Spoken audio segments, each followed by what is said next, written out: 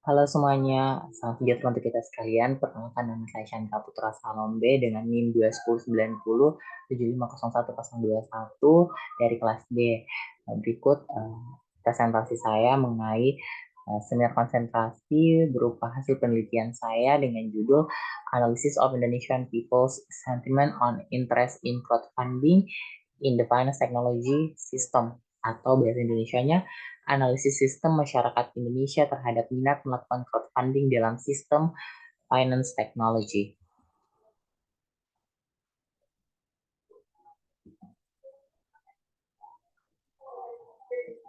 Adapun overview berita yang boleh saya kumpulkan, yang pertama adalah bagian dari negatif mengenai literasi crowdfunding dan literasi keuangan. Yang pertama adalah literasi keuangan naik sih, tapi gap sama inklusi kok jauh ya, yaitu mengenai tentang bagaimana literasi namun ada gap antara inklusi ekonomi yang terjadi. Adapun yang kedua yaitu adalah money game dan penipuan berbalut program crowdfunding. Yang ketiga adalah RI susah maju karena literasi keuangan rendah, cuma 37%. Adapun bagian dari berita yang saya kumpulkan berbau positif, yaitu crowdfunding sebagai instrumen alternatif mendorong pertumbuhan ekonomi di Indonesia. Dan yang kedua adalah literasi keuangan Indonesia terdepan, di mana subjek dari judul saya sendiri, mohon maaf saya kembali lagi ke judul saya sendiri, yaitu adalah analisis sentimen masyarakat Indonesia terhadap minat melakukan crowdfunding dalam sistem finance teknologi. Saya berfokus pada menganalisis sentimen pandangan orang di sosial media khususnya di Twitter terkait dengan crowdfunding dan bagaimana pemahaman mereka terhadap sistem finance technology di Indonesia sendiri itu dibuktikan dengan beberapa data. Adapun latar belakang, yang pertama yang boleh kita ketahui adalah persepsi persis sentimen, kelemahan dan kekuatan terhadap suatu produk untuk dapat melakukan perbaikan produk atau untuk melakukan analisis terhadap pembuatan new marketing campaign yang merupakan kelebihan dari analisis sentimen sendiri. Adapun overview atau yang boleh saya kotak-kotakan, yang pertama adalah tidak tersedianya jaminan kredit serta kecenderungan pengelolaan keuangan UMKM yang tidak transparan, dan yang kedua adalah kesadaran sosial masyarakat Indonesia untuk terlepas dari ketergantungan pembiayaan, dan yang ketiga adalah tingkat literasi keuangan masyarakat hanya 49,6%, lebih rendah dari tingkat inklusi keuangan yang mencapai 85%. Yang dimana saya boleh jelaskan secara detail, perkembangan sistem crowdfunding juga telah mengakar di Indonesia. Asal mula hadirnya crowdfunding di Indonesia diawali dari kesadaran sosial masyarakat Indonesia untuk terlepas dari ketergantungan pembiayaan yang biasanya lebih dominan berbasis asing. Kesadaran ini dapat dilihat dari maraknya situs platform crowdfunding yang mulai bermunculan. Adapun dari data We Are Social melaporkan ada sekitar 27,5 pengguna Twitter alias X di Indonesia per Oktober 2023, di mana melalui analisis sentimen pengguna Twitter kita dapat mengelola wawasan berharga tentang bagaimana masyarakat menilai dan merespon crowdfunding. Pemahaman ini penting karena sentimen positif atau negatif dapat secara langsung mempengaruhi minat dan keputusan masyarakat untuk terlibat dalam kampanye crowdfunding. Adapun angka fantastis yang saya temukan dari Survei Nasional Literasi dan Inklusi Keuangan atau SNLIK melalui studi literatur yang saya lakukan, OJK tahun 2022 menyebutkan bahwa tingkat literasi keuangan masyarakat hanya 49,6%, lebih rendah dari tingkat inklusi keuangan yang mencapai 85%. Perlu ada keseimbangan antara kemajuan teknologi keuangan dan peningkatan literasi keuangan.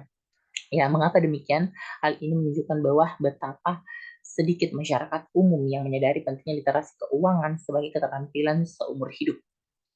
Analisis sentimen masyarakat Indonesia terhadap penggunaan crowdfunding dan pada analisis sosial media Twitter menggunakan beberapa metode. Salah satu yang bisa sebutkan adalah super factor machine, knife base, dan juga knife base diharapkan dapat membuahkan hasil berupa implikasinya terhadap rekomendasi dimensi utama yang menjadi pengaruh minat masyarakat dalam melakukan crowdfunding di Indonesia tentunya. Adapun rumusan masalah yang boleh saya kotak-kotakkan, yang pertama dari hasil latar belakang yang saya temukan, yang pertama adalah bagaimana persepsi dan sentimen pengguna Twitter terhadap crowdfunding. Dan yang kedua adalah bagaimana analisis sentimen pengguna Twitter dapat memprediksi minat melakukan crowdfunding di masyarakat. Dan yang ketiga adalah apakah dimensi utama yang mempengaruhi minat melakukan crowdfunding di masyarakat. Menteri Keuangan Ibu Sri Mulyani Indrawati mengatakan bahwa munculnya teknologi digital di sektor keuangan, perbankan atau finance teknologi telah menciptakan ekosistem yang terinterkoneksi. Hal itu, kata dia, membuat kementerian yang dipimpinnya melakukan reformasi dalam transformasi digital.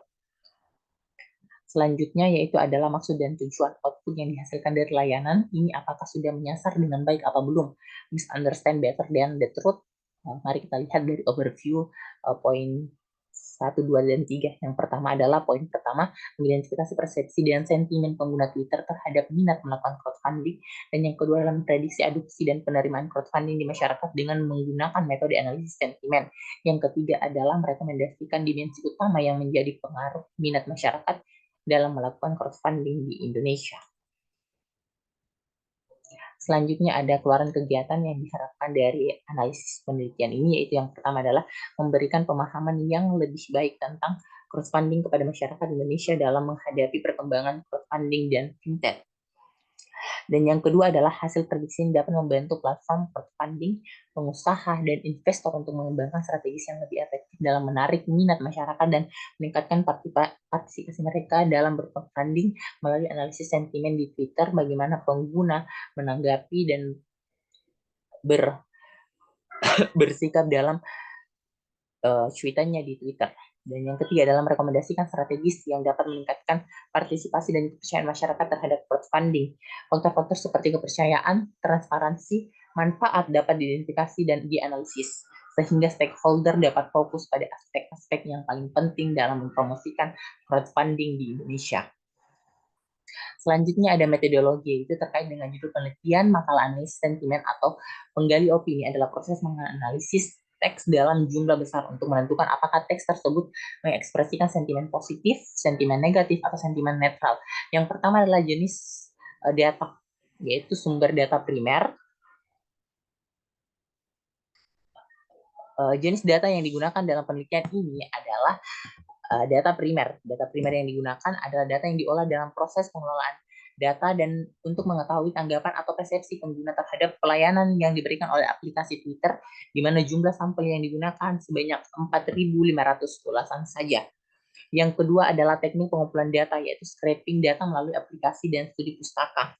Web scraping yang pertama, aplikasi scraping langsung dari aplikasi X atau Twitternya ini adalah pengambilan data dalam penelitian ini dilakukan secara online dengan menggunakan teknik scraping data menggunakan data scraper yang ada di Twitter. Teknik scraper ini dapat menghasilkan suatu informasi dari website yang telah ditetapkan secara otomatis. Yang kedua adalah studi pustaka. Pada penelitian ini digunakan beberapa kajian literatur, jurnal, dan buku yang berkaitan dengan metode penelitian, tujuan, serta rumusan masalah yang berkaitan dengan penelitian yang dilakukan. Adapun nanti studi pustaka yang saya cantumkan pada bagian kesimpulan. Yang ketiga adalah metode analisis data, itu analisis deskriptif, super factor machine, word cloud, association method, dan diagram fishbone. Yang pertama adalah metode analisis deskriptif metode. Yang ini digunakan untuk tujuan untuk memberikan gambaran secara umum mengenai komentar yang diberikan oleh pengguna aplikasi Twitter. Dan yang kedua adalah metode machine learning, yaitu super factor machine atau biasa disingkat dengan SVM, yang menunjang ketika melakukan proses klasifikasi komentar, baik komentar negatif maupun positif. Dan yang ketiga ada word cloud method, yaitu digunakan untuk melakukan proses visualisasi dari kata yang sering muncul pada komentar yang diberikan pengguna aplikasi Twitter. Adapun yang keempat yaitu association method, yaitu digunakan untuk melakukan identifikasi dan membentuk pola kata yang berasosiasi dengan kata lainnya untuk mendapatkan informasi yang dianggap penting. Yang kelima adalah diagram fishbone, yaitu digunakan untuk melakukan identifikasi ulasan berdasarkan kelas negatif. Adapun yang boleh kita lihat di sini adalah desain penelitian. Saya sedikit zoom secara bersamaan, yaitu adalah pertama mulai identifikasi masalah yang itu berisikan rumusan masalah, tujuan penelitian, dan metode penelitian yang tadi sudah saya jelaskan sebelumnya di slide. Yang selanjutnya adalah menentukan studi pustaka.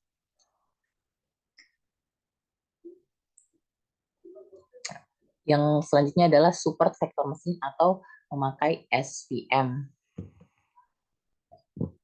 Selanjutnya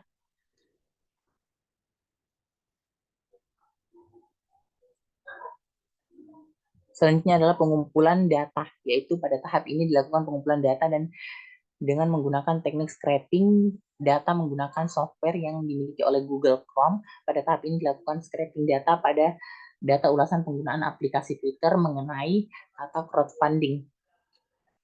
Yang kedua adalah selanjutnya pre-processing data yang termasuk spelling normalization, case folding, stop word removal, dan tokenization. Processing data yang pertama adalah pelabelan data. Pada tahap ini dilakukan pelabelan data pembuatan di mana proses pembuatan dilakukan dengan menggunakan count selection dan Python. Sedangkan untuk tahap pelabelan menggunakan Excel untuk mengetahui kelas positif dan negatif sesuai dengan pembuatan yang telah dilakukan. Adapun klasifikasi pada tahap ini dilakukan proses klasifikasi dengan menggunakan metode support vector machine learning. Dan yang selanjutnya adalah visualisasi dan asosiasi teks, yaitu pada tahap ini di mana dilakukan proses asosiasi teks, data, sentimen positif dan negatif. Adapun interpretasi hasil dengan fishbone, yaitu pada tahap ini dilakukan proses pembuatan fishbone atau diagram sebab akibat berdasarkan hasil visual sentimen negatif dengan tujuan untuk menganalisis faktor penyebab terjadinya masalah berdasarkan persepsi yang berfungsi menjadi referensi yang dilakukan evaluasi atau perbaikan pelayanan dari aplikasi Twitter mengenai minat dari crowdfunding.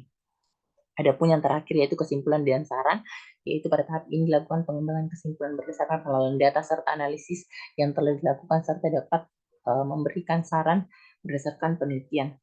Adapun yang perlu kita lihat di sini adalah ketika stop word removal atau kata di remove dan hasilnya ternyata tidak negatif, ternyata artinya bermakna tidak, artinya stop sampai pada stop removal. Adapun kalau jika ya, maka ia akan terus sampai pada pelabelan data, klasifikasi SVM, visualisasi dan asosiasi teks bermakna ya, ada dan interpretasi dengan fishbone, analisis, kesimpulan dan saran, dan selesai. Adapun selanjutnya yaitu adalah kerangka pemikiran. Yang pertama adalah masalah, saya membaginya menjadi dua, yaitu analisis sentimen masyarakat terhadap minat melakukan crowdfunding. Yang kedua adalah dimensi utama yang mempengaruhi minat melakukan crowdfunding. Adapun dari masalah ini saya bagi dua, yaitu adalah solusi dan faktor pendukung. Solusi adalah menggunakan analisis sentimen dalam mengumpulkan opini publik di Twitter dalam minat melakukan crowdfunding. Yang kedua adalah pemahaman pengguna berdasarkan literasi keuangan, dan yang menjadi faktor pendukungnya adalah transformasi digital keuangan yang pesat.